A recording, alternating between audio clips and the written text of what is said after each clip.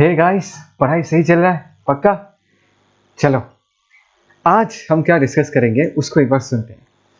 ये जो डायग्राम तुम लोगों को अपने स्क्रीन में दिख रहा है, ये एक शीट, एक लंबा सा शीट है जिसका विड्थ फाइनाइट है। ये जो विड्थ है ना, ये विड्थ फाइनाइट है। इस विड्थ का लेंथ है 2a।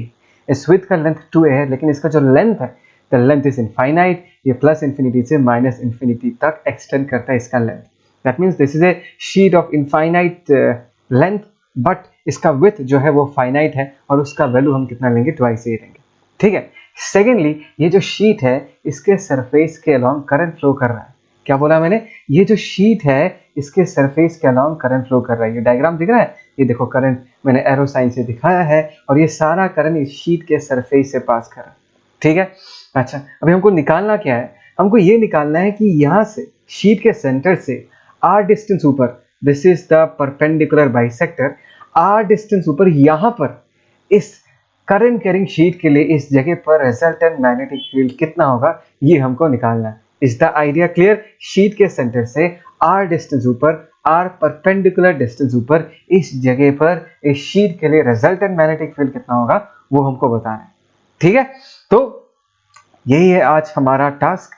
चलो इसको लेकर स्टार्ट करते हैं अपना डिस्कशन। ओके, इस प्रॉब्लम को हम करें कैसे? हमारा लाइन ऑफ थॉट कैसा होना पड़ेगा इसको करने के लिए? ध्यान से देखो, यहाँ पर ये जो करंट आई करंट है, this I current is distributed all over the surface of the sheet. हम क्या करेंगे?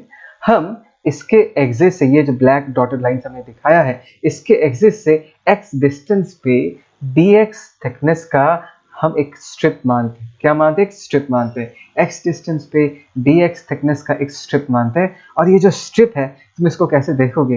We look at the strip as an infinitely long current carrying wire. बात समझ में आया? इस स्ट्रिप को तुम कैसे इमेजिन करोगे? This long red colour strip, you will imagine it as an infinitely long current carrying wire। बात समझ आया? इसके थ्रू कितना करंट फ्लो कर रहा है? इसके थ्रू लड़ा से कितना करंट फ्लो कर रहा है? इसके थ्रू लड़ा से di करंट फ्लो कर रहा है। सो di का वैल्यू कितना होगा? कैन एनीवन से di का वैल्यू कितना होगा? ओके, di का वैल्यू निकालना बहुत ही आसान है। इस पूरे विड्थ के थ्रू कितना करंट फ्लो कर रहा है? टोटल I करंट फ्लो कर रहा है, I। और इस विड्थ का लेंथ कितना है? ध्यान से देखो, इस विड्थ का लेंथ मैंने कहा था कितना होगा? ट्वाइस है। सो ये हो गया 2a। So can I say this is nothing but current per unit width?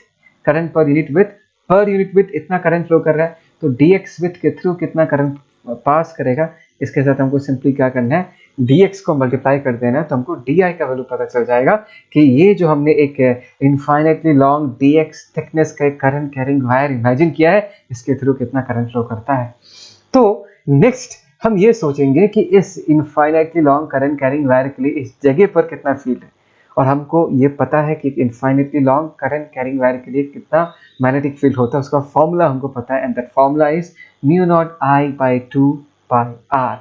Are is the distance from that wire to the concern point जहां पर हमको फील्ड निकालना है। तो देखो, ये जो डायग्राम है, इससे हम अपना प्रॉब्लम सॉल्व नहीं करेंगे।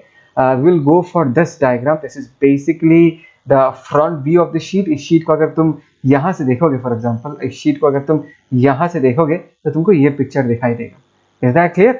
ओके, तो ये हो गया उसका फ्रंट व्यू। सारा करंट जो है इस शीट के अंदर, सरफेस के अंदर घुस रहा है। तो अगर मैं सामने से देखूंगा तो मुझे क्या दिखाई देगा? मुझे सारे करंट का पूछ दिखाई देगा। तो हमने उसको cross cross cross cross cross करके रिप्रेजेंट किया। ये जो पॉइंट है ये हो गया हमारा एक्सिस। ठीक है ना? ये बेसिकली हमारे विड्थ को इक्वल पार्ट्स में डिवाइड करता है। यहाँ से यहाँ तक का डिस्टेंस a होगा, यहाँ से यहाँ तक का डिस्टेंस कितना होगा? a होगा। और यहाँ से x डिस्टेंस पे हमने dx थिकनेस का एक infinitely long current carrying wire imagine किया था। और यहाँ पर जो हमारा dx थिकनेस का infinitely long current carrying wire है, इसका इस कंसर्न पॉइंट, यहाँ पर चलो मैं इसका नाम दे देता हूँ। लेट अस सी, ये जो P पॉइंट है, इस P पॉइंट से इस पर्टिकुलर करंट कैरिंग एलिमेंट यहाँ पर जो है, इसका डिस्टेंस कितना हो गया? r। बात को समझ में आ रहा है मैं क्या कह रहा हूँ? Is that clear? Okay fine. Now you need to understand something कि करंट जो है बेसिकली वो इस हमारे इस जगह पर स्क्रीन को पेनिट्रेट करके अंदर घुस रहा है। बात समझ में आ रहा है? इस जगह पर करंट क्या कर रहा है? स्क्रीन को पेनिट्रेट करके अंदर घुस रहा है, and this is the position vector, R vector. नहीं लिखने से भी चलता है, फिर भी मैंने तुमको दिखाया। ठीक है? और अभी इस छोटे से करंट कैरिंग एलिमेंट के लिए यहाँ पर जो मैग्नेटिक फील्ड बनेगा dB,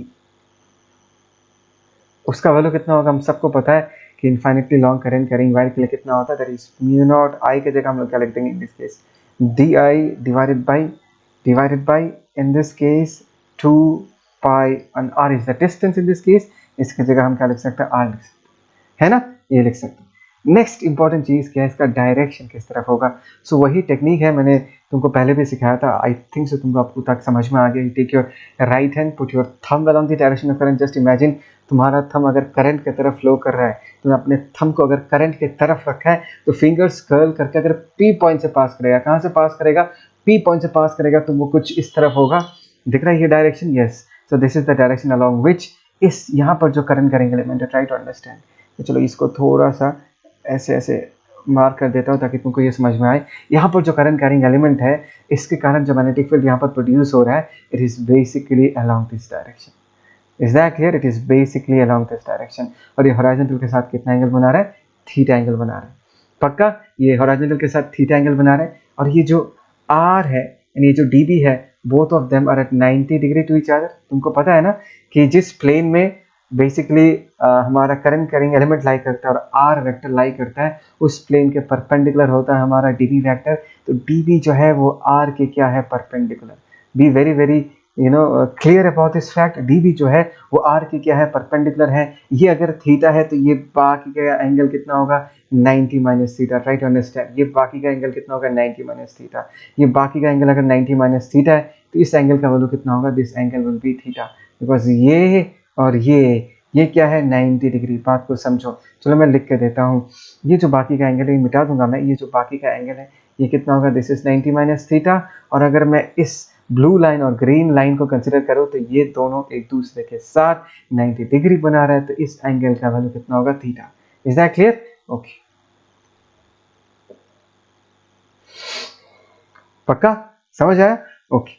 अभी एक बात को समझो, यहां से x डिस्टेंस पे अगर हमने यहाँ पर एक करंट कैरिंग एलिमेंट कंसिडर किया, एक बार ये सोचो कि यहाँ से अगर x डिस्टेंस पे, यहाँ से सेम x डिस्टेंस पे अगर मैंने यहाँ पर और एक dx करंट कैरिंग एलिमेंट यहाँ पर इमेजिन किया, dx करंट कैरिंग एलिमेंट, ये भी यहाँ से कितना डिस्टेंस पे है? कितना डिस्टेंस पे इस p पॉइंट से है? r डिस्टेंस पे ही है। तो ये जो यहाँ पर करंट कैरिंग एलिमेंट है, ये भी इस जगह पर कितना मैग्नेटिक फील्ड प्रोड्यूस करेगा? Same amount of magnetic field produce करेगा। ट्राई टू अंडरस्टैंड, बिकॉज दोनों कंडीशंस आर एग्जैक्टली सेम। इस सेंटर से x डिस्टेंस पे हमने dx एक करंट कैरिंग एलिमेंट इमेजिन किया, यहाँ से x डिस्टेंस पे dx हमने एक करंट कैरिंग एलिमेंट हमने इमेजिन किया। तो इस जगह पर जो मैग्नेटिक फील्ड ये बनाएगा, इसका भी मैग्नीट्यूड इस एलिमेंट जैसा ही होगा और वो dB होगा। करेक्ट? डायरेक्शन किस तरह होगा? Again take your thumb, put it along the direction of current, curl your fingers. If you curl your fingers, हमको पता है कि r के परपेंडिकुलर होगा, तो somewhere along this direction। और ये भी हॉरिजॉन्टल के साथ कितना एंगल बनाएगा? थीटा एंगल बनाएगा। बात समझ में आ रहा है नहीं आ रहा? तो देखो, इस चीज को बता के मैं क्या बताना चाहता हूँ, ये जो आइडिया है ये हमने पहले भी यूज किया है। हम हमेशा पार्टनर्स लेते हैं और दोनों पार्टनर्स को कंपेयर करके ये देखते हैं कि कौन सा कंपोनेंट एक दूसरे को कैंसल आउट कर देता है और कौन सा कंपोनेंट सरवाइव कर जाता है। तो एज यू ऑलरेडी अंडरस्टैंड, इस डायग्राम को देख हम आराम से कह सकते हैं कि dB cos थीटा, मतलब dB का जो हॉरिजॉन्टल कंपोनेंट है वो बच जाएगा और इस dB का जो वर्टिकल कंपोनेंट आएगा और इस dB का जो नीचे की तरफ वर्टिकल कंपोनेंट आएगा, they will basically cancel out. बात समझ में आ रहा है? That means the vertical components will cancel out, only the horizontal components will survive। बात समझ में आ रहा है मैं क्या कह रहा हूँ? तो ध्यान से सुनना मैं क्या कहना चाहता हूँ। अभी अगर हमको रिजल्टेंट फील्ड चाहिए तो हमको फील्ड चाहिए होगा dB along x डायरेक्शन। चलो मैं इसको अपना x डायरेक्शन मान लेता हूँ। तो dB along x डायरेक्शन कितना होगा? That is dB cos theta. बात को समझो, हमने क्या लिख दिया? dB cos theta. बहुत लोग ना इस चीज को लेकर कंफ्यूज हो जाते हैं। उनको ये लगता है कि नहीं सर, आपको यहाँ पर 2 times of dB cos theta लिखना चाहिए, बिकॉज यहाँ पर भी एक dB है, यहाँ पर भी एक dB है। देखो एक बात को समझो, यहाँ पर मैंने जो ये dBx लिखा है, ये मैंने सिर्फ एक सिंगल एलिमेंट का कंट्रीब्यूशन लिखा है। मैं अगर दोनों एलिमेंट को कंसिडर करता तो यहाँ पर dB, यहाँ पर भी dB आता, उन दोनों का कंट्रीब्यूशन लेता तो 2 dB cos थीटा आता। मैं फिर से तुमको ये रिमाइंड करना चाहता हूँ, ये जो सिंगल करंट कैरिंग एलिमेंट है, ये जो सिंगल करंट कैरिंग एलिमेंट है, इसके कारण यहाँ पर सिर्फ एक ही dB बनेगा और उसका जो हॉराइजॉन्टल कंपोनेंट है वही हमारे लिए सिर्फ इंपॉर्टेंट है, वही हमने सिर्फ एक हॉराइजॉन्टल कंपोनेंट को लिख के रखा है। ये एक सिंगल करंट कैरिंग एलिमेंट का कंट्रीब्यूशन है dB cos थीटा। बात समझ में आ रहा है? Is that clear? ओके। अच्छा, और एक छोटा सा चीज मैं तुमको यहाँ पर बता के रखना चाहूंगा। ये जो हमारे पास ये जो फाइनाइट विड्थ का शीट है, तो P पॉइंट से यहाँ पर ये जो H है, ये P पॉइंट पे वर्टिकल के साथ कितना एंगल बना रहा है? अल्फा। तो ये भी कितना एंगल बना रहा होगा? ये भी अल्फा एंगल ही बना रहा होगा। मैं ये मेंशन इसलिए कर रहा हूँ बिकॉज आगे जाके जब हम इंटीग्रेट करेंगे हमको लिमिट चाहिए होगा, हम लिमिट जो है वो थीटा के टर्म्स मतलब अल्फा फाइनली हम लिमिट के फॉर्म में यूज करेंगे। ठीक है, वो तो आएगा बाद में, अभी फिलहाल मैं बस बता के रख रहा हूँ। जस्ट हैव पेशेंस और देखो हम इस सिचुएशन को कैसे सॉल्व करते हैं। तो dB cos थीटा हो गया। तो ध्यान से देखो, dB की जगह हम लोग क्या लिख सकते हैं? दैट इज म्यू नॉट, ठीक है ना, that is di divided by क्या लिख सकते हैं? दैट इज 2 पाई r, और यहाँ पर क्या लिख सकते हैं हम? cos theta. Is that clear? पक्का? अच्छा, di का वैल्यू तो हमने यहाँ पर लिख के रखा, दिख रहा है? di का वैल्यू हमने यहाँ पर लिख के रखा, लेकिन इससे हमारा काम नहीं बनेगा। बनेगा क्या इससे काम? बिकॉज हमको ऑलरेडी पता है कि हमको लिमिट्स थीटा के फॉर्म में पुट करना है और यहाँ पर dx है, तो किसी तरह हमको dx को थीटा के फॉर्म में एक्सप्रेस करना है। और वो हम एक्सप्रेस कैसे करें? मैं चलो यहाँ पर लिख के रखता हूँ, ठीक है? Let us right it here. So let us see this triangle, मैं नाम दे देता हूँ, let us see this is PQR, ठीक है ना?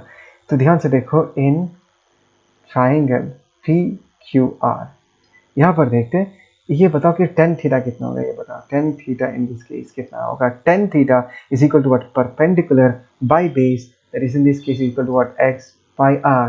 तो हम यहाँ पर x की जगह क्या लिख सकते हैं? x की जगह r tan थीटा लिख सकते हैं। और हमको क्या चाहिए? हमको dx चाहिए। So let us differentiate both the sides with respect to theta. यहाँ पर क्या आएगा? This is dx by d theta, और यहाँ पर क्या आएगा? This is tan theta, that is sec square theta, ठीक है ना? एंड इन दिस केस हम dx को क्या लिख सकते हैं? dx इन दिस केस हम लिख सकते हैं that is r sec square theta into d theta. तो हमने dx को भी क्या कर दिया? dx को भी हमने थीटा के फॉर्म में एक्सप्रेस कर दिया। नेक्स्ट ध्यान से देखो, यहाँ पर इस एक्सप्रेशन में जो r दिख रहा है, ये r भी तो वैरी करेगा, x वैरी करेगा तो r भी वैरी करेगा।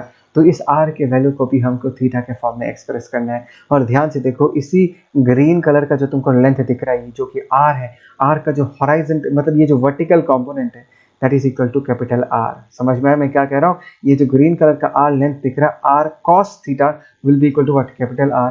तो यहाँ पर हम लिख सकते हैं छोटा r cos theta is equal to what? Capital R। तो यहाँ पर हम छोटा r का वैल्यू क्या लिख सकते हैं? That is r by cos theta, जिसको हम r sec थीटा लिख सकते हैं। बात समझ में आया? तो हमने छोटा r को भी थीटा के फॉर्म में एक्सप्रेस कर दिया, dx को भी हमने थीटा के फॉर्म में एक्सप्रेस कर दिया। अभी हम सारे वैल्यूज को यहाँ पर पुट करते हैं। सो यहाँ पर लिखते हैं, लेट अस से इन this case dB along x direction कितना होगा? That is mu not into di की जगह हम ये लिख सकते हैं, that is i divided bye हम क्या लिख सकते हैं नीचे 2a, एंड dx की जगह हम लोग क्या लिख सकते हैं? dx की जगह हम लिख सकते हैं that is r sec square theta into d theta. बात समझ में आ रहा है मैं क्या कह रहा हूँ? तो हमने di का वैल्यू लिख दिया, यहाँ पर बाकी क्या है? ऊपर बाकी है cos थीटा, और नीचे क्या होगा? 2 पाई r। तो नीचे हमने लिखा है that is 2 pi r, r की जगह हम लोग क्या लिख सकते हैं? That is r sec theta. बात समझ आया मैंने क्या लिखा? That is r sec theta. तो ये हो गया हमारा कंप्लीट एक्सप्रेशन। अभी हम देखते हैं कौन किसको काट क्या क्या कट जाएगा, ठीक है? तो ये जो sec थीटा है, sec square theta cancel out हो जाएगा, cos theta and sec theta एक दोनों के इन्वर्स होते हैं, ये भी एक दूसरे को कैंसिल आउट कर देंगे। Anything else that will cancel out मुझे और दिख नहीं रहा। तो इस एक्सप्रेशन को अगर मैं ढंग से लिखूँ तो क्या लिख सकता हूँ? ओके, और एक चीज़ कटेगा, और एक चीज़ कटेगा, ये r और ये r भी कैंसिल आउट हो जाएगा। सो इन दिस केस अगर मैं इसको सिंप्लीफाई करके लिखूँ तो यहाँ पर म्यू नॉट i आ जाएगा, ठीक है? ऊपर सिर्फ d थीटा बचेगा, और नीचे क्या बचेगा? ध्यान से देखो, 2 to the 4 that is 4a पाई, ठीक है? That is mu not i into d theta divided by 4a pi. Is that clear?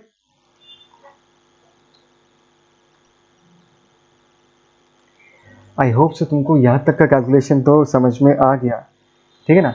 अभी हम आगे बढ़ते हैं। ये तो हमने क्या लिखा? This is we have find out dbx, right?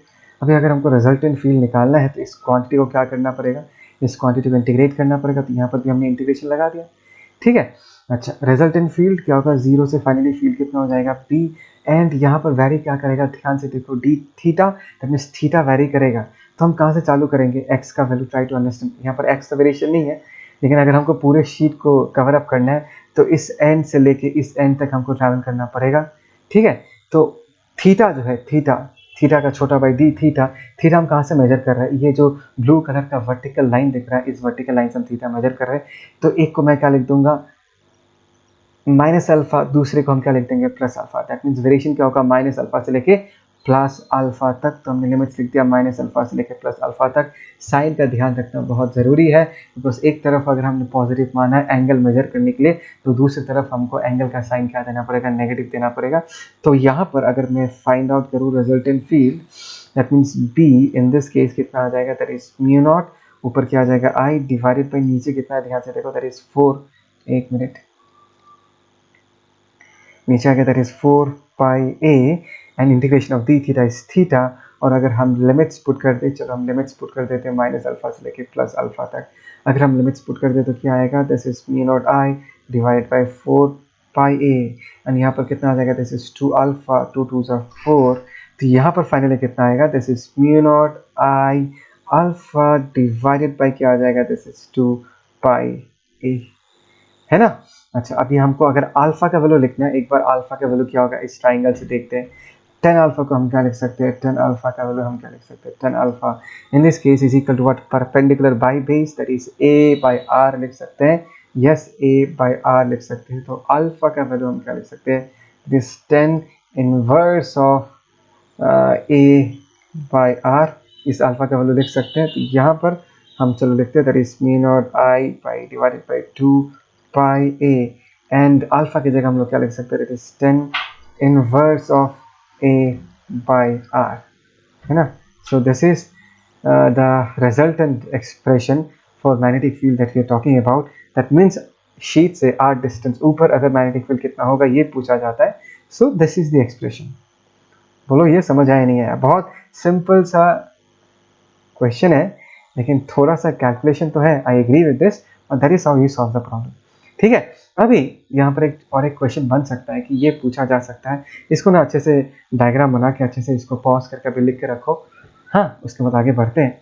अभी अगर तुमको ये पूछा जाता है, ट्राई टू अंडरस्टैंड कि ये जो पॉइंट है, ट्राई टू अंडरस्टैंड ये जो पॉइंट है, if this point is very very far away from the sheet, try to understand ये जो पॉइंट है अगर शीट से बहुत बहुत दूर हो, तो इस आर का वैल्यू जो है वो a से बहुत बड़ा ज़्यादा हो, if r is much much more greater as compare to a, in that case इस एक्सप्रेशन में क्या चेंज आएगा, ध्यान से देखो इस एक्सप्रेशन में क्या चेंज आएगा मैं बताता हूँ। If in this case r जो है that is much much more greater as compare to a, in that case 10 inverse of a by r can simply be written as what, a by r, हम इसको a by r लिख सकते हैं। तो यहाँ पर अगर b के एक्सप्रेशन में हम इस वैल्यू को पुट कर दे, that is mu not I divided by क्या आएगा, this is 2 pi a and 10 inverse of a by r की जगह अगर हम a by r पुट कर देते हैं, ये और ये कैंसिल आउट हो जाएगा और फाइनली एक्सप्रेशन कितना आ जाएगा, mu not I by 2 pi capital r। ये हो जाएगा हमारा expression, that is b in this case is equal to what, that is mu not I divided by 2 pi capital r। And अगर तुमने इस फॉर्मूला को ध्यान से देखा है तो तुमको कुछ याद आना चाहिए कि ये एक्चुअली है क्या, mu not I by 2 pi r। This is exactly similar to the expression for magnetic field produced by an infinitely long current carrying wire. मतलब एक infinitely long current carrying wire के लिए उससे r डिस्टेंस पे इतना ही field produce होता है। तो इस केस में भी हमको ये एक्सप्रेशन क्यों मिला, ये बताओ, इस केस में भी हमको यही एक्सप्रेशन क्यों मिला। एक बात को समझो कि अगर मैं इस शीट से बहुत बहुत बहुत दूर चला जाऊं, r का वैल्यू अगर बहुत ज़्यादा हो गया एज कम्पेयर टू a, अगर शीट से बहुत दूर चला जाओ, इतने दूर से अगर हम शीट को देखते हैं तो शीट जैसा दिखाई नहीं देगा, वो सिक्योर की एक long infinite current carrying wire जैसा ही दिखाई देगा। दैट इज द रीजन हमको ये एक्सप्रेशन मिल रहा है। तुमको समझ आया मैंने क्या कहा, मैंने ये कहा कि अगर हम शीट से बहुत दूर चले जाते हैं तो शीट जैसा दिखाई नहीं देगा, इतना दूर से वो कैसे दिखाई देगा, it will just appear to be a infinitely long current carrying wire and that is the reason हमको ये एक्सप्रेशन मिल रहा है। ठीक है, so this completes this discussion. I hope so तुमको ये पूरा अच्छे से समझ में आया। मैंने तुमको हर चीज़ बताया कि कैसे सोचना है, एलिमेंट कैसे लेना है, इंटीग्रेट कैसे करना है, अच्छे से खुद अपने हाथों से करना, तब जाके ये क्लियर होगा। फाइन, ओके, चलो इसको कॉपी करो।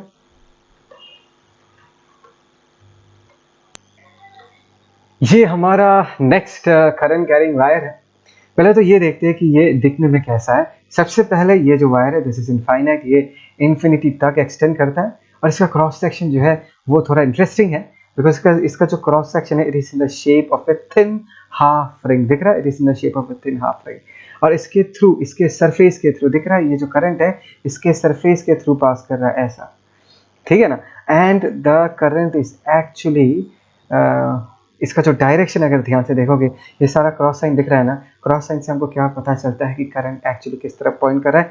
The current is actually pointing inside the screen, current screen के अंदर घुस रहा है। बात समझ में आ रहा है मैं क्या कह रहा हूँ? ओके। और इस करंट कैरिंग वायर के लिए इसके सेंटर पे यहाँ पर कितना रिजल्टेंट मैग्नेटिक फील्ड है वो हमको बताना है। हमने इसके पहले जो प्रीवियस प्रॉब्लम किया था वैसा ही है, थोड़ा सा चेंज है बस कॉन्फ़िगरेशन, इसका जो शेप वो थोड़ा बदल गया। देखो तरीका एक ही है, हमको क्या करना है ध्यान से देखो। ये जो वर्टिकल दिख रहा है ना, चलो मैं इस डायग्राम को थोड़ा बड़ा कर देता हूँ।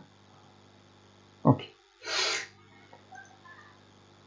हाँ, ये जो वर्टिकल लाइन दिख रहा है, वर्टिकल लाइन से थीटा एंगल पे, कितने एंगल पे? थीटा एंगल पे ध्यान से देखो, हमने यहाँ पर एक करंट कैरिंग एलिमेंट लोकेट किया है। ये जो है this is our current carrying element, दिख रहा है, this is the current carrying element. यहाँ ये हमने कहाँ पर लोकेट किया है? हमने वर्टिकल से थीटा एंगल पर लोकेट किया है। और ये जो करंट कैरिंग एलिमेंट है ये सेंटर पे कितना एंगल सबटेंड कर रहा है? डी थीटा एंगल सबटेंड कर रहा है।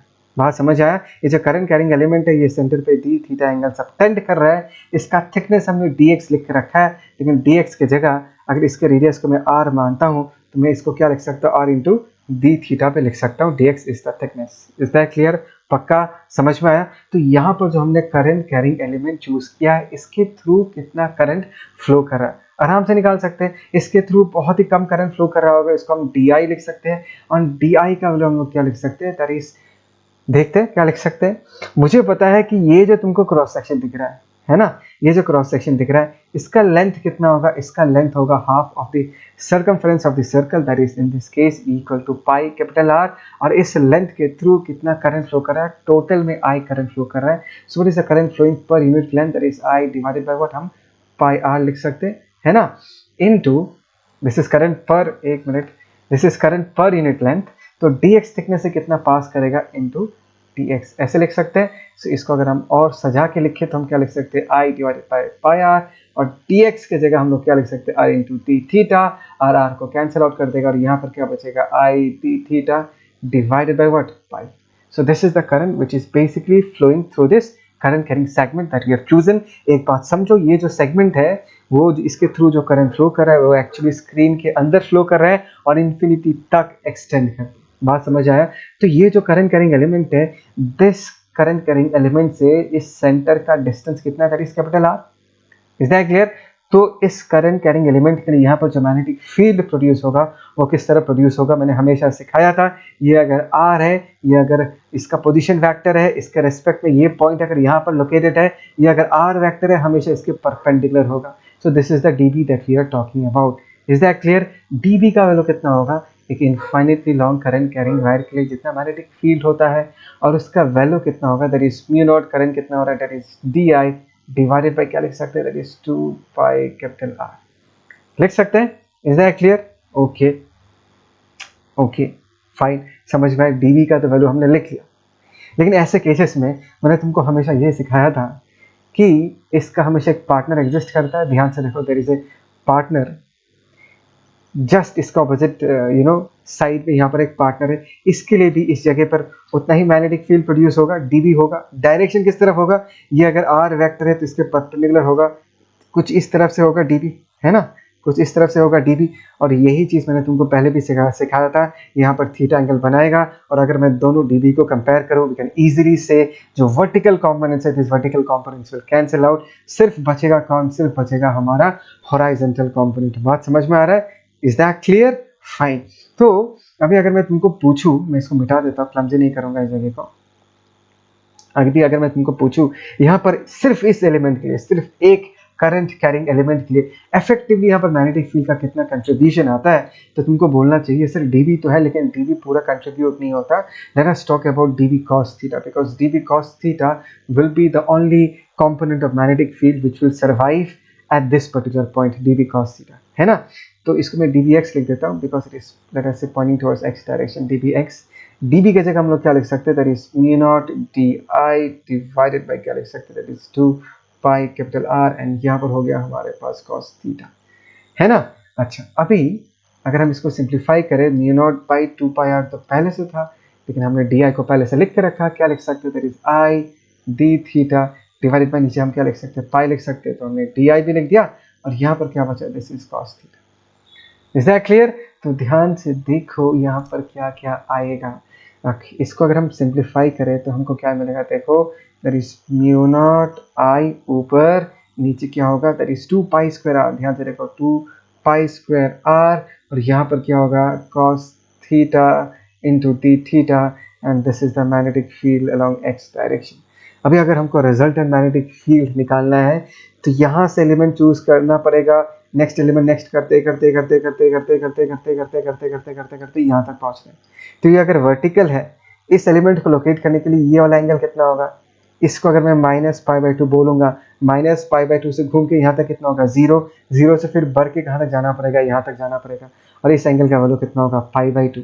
इसका मतलब है लिमिट्स हम क्या पुट करेंगे, इस एलिमेंट से चालू करेंगे, दैट मीन्स -π/2 से लेके और इस एलिमेंट पे खत्म होंगे, इसका मतलब है इसका दूसरा एलिमेंट कितना होगा +π/2।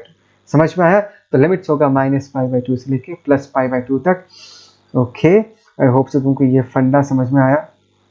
तो इन दिस केस हमको रिजल्टेंट फील्ड चाहिए, हमने इंटीग्रेशन लगाया, लिमिट्स हमने पुट किया -π/2 से लेके कहाँ से कहाँ तक, +π/2 तक। सो आगे देखते क्या आएगा। So this is the resultant magnetic field B.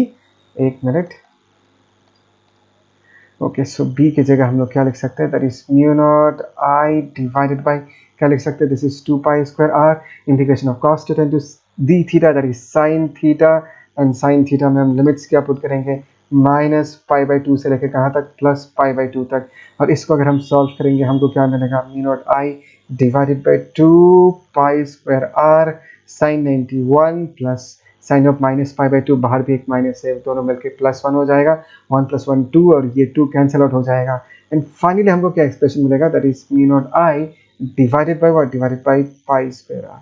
So this is the expression for the resultant magnetic field at the center of this thin half ring that we have taken। ठीक है, इस तरीके से सॉल्व करना बहुत simple सा है, इसको अच्छे से कॉपी कर लो। आई होप से तुमको ये समझ में आया, एंड खुद से करना एक बार, तब जाके कॉन्फिडेंस आएगा। तो इस वीडियो को यहाँ पर ही कंप्लीट करते हैं। कोई भी डाउट हो please feel free to comment, I will get back to you. ठीक है, बाय, टेक केयर।